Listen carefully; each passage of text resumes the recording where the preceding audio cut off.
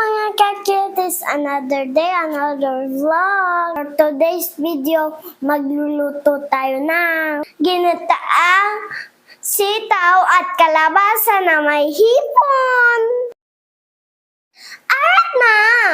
Ngayon po, mag-shoutout muna tayo. Shoutout po kay Tita Made na nasa school ngayon. Shoutout po kay Kuya Juby. Ingat po sa work. Shoutout po kay Tita Boki. Stay pretty.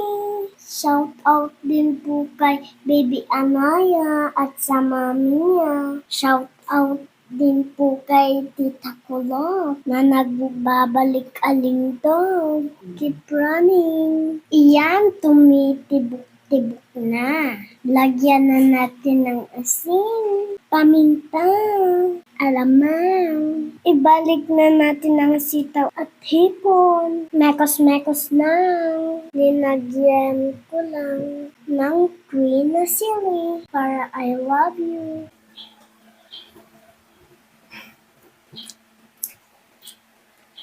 Approve. Tikiman time. Ang sayaan ng daddy.